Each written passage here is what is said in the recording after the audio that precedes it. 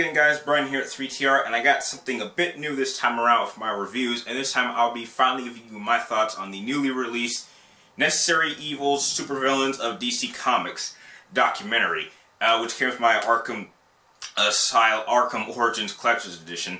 And I have to say, I gotta come out and say it right now, that unquestionably this is what could be probably one of the best documentaries on anything I've ever seen. And I'm not just saying that to kiss this movie's ass. It was that good.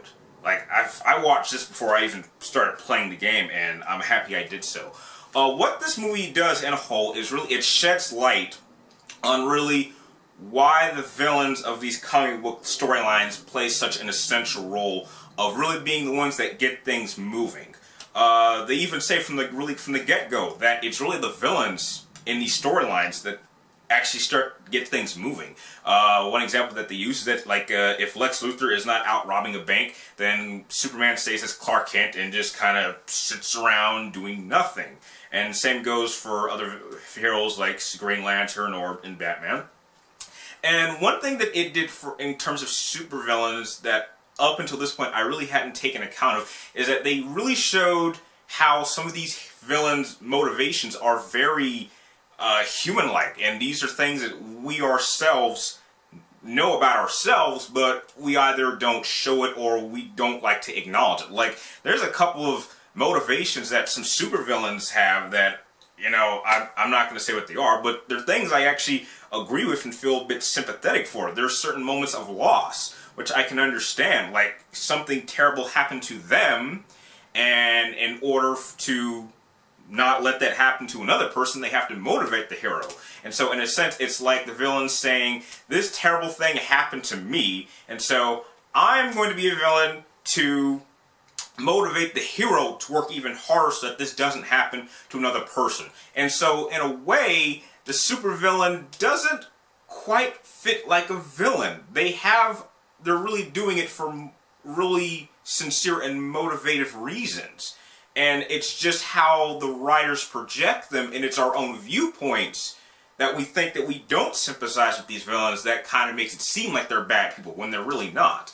Another focal point that they go into is really explaining what happens if, you know, the villain does happen to win. It's like villains are more interested in the chase or the pursuit of their goals instead of actually achieving it. Another example that they use is the Riddler, and one guy in this documentary actually says that the Riddler is one of the most self-defeating villains because he constantly is giving Batman clues and riddles in order to actually help Batman actually stop Riddler from committing the crime. So it's like the Riddler actually wants to be caught. So it's kind of weird for him. And they even go deeper into characters like Darkseid or Mongul, as in these are villains that, you know, we can't really sympathize with, but these are characters who have direct motivations of wanting to destroy the world. It's like these are threats that you can't really, you know, you can't really talk to, you can't really convince them to do otherwise. It's just what they do, and that is why we need superheroes like Superman to combat this threat, because this is something that, you know, heroes that we like to relate ourselves to, like a Batman, could never combat. And it's really something I hadn't really considered because, you know, I think Batman could take down anyone, but really realistically there are a number of villains that I know there's no way in hell Batman could ever contend with. And this documentary also did an amazing job of really widening my gauge on other hero storylines. Up until this point, the three main hero storylines that I've always focused on, at least on the DC side, have always been Wonder Woman, Batman, and Superman. That is my trinity. That is the DC trinity, and that's the only storylines that I seem to really give a damn about. But they actually delve into other hero storylines and their villains and things that have happened to them that I honestly believe over the next year my gauge and viewpoint on comics is going to exponentially grow. I think I'm going to start reading storylines involving the Flash and Green Lantern, and especially Aquaman. Aquaman, when they get to him in this documentary, I was a bit shocked of some of the things that have happened to him. And, like, wow.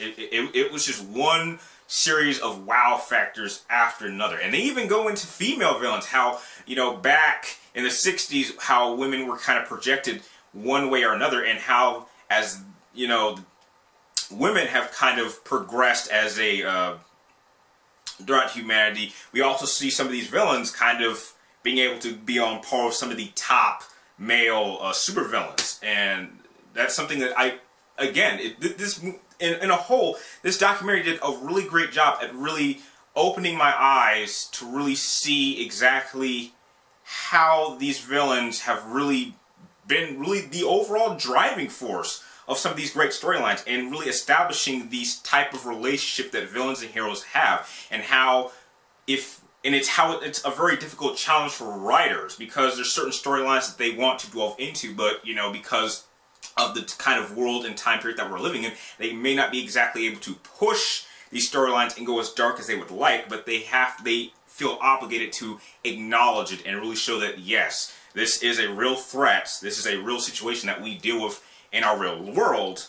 You know, it's just projected on a different theater in a different media, which is based around fiction. But there are definitely some really great non-fictional ideas thrown into these comics, and that is why we as comic book readers continue to read these storylines, even though we know maybe 9 out of 10 times we know the hero is going to come out on top. And, you know, I think that in a whole, that is really something that why comic books are such a great media to delve into. Even for those of you who aren't in the comic books, this documentary, if you get a chance to see this any way you can, you will be convinced and you will want to be a comic book fan, which is why I'm more than happy to give this documentary I'm going to give it a solid A+.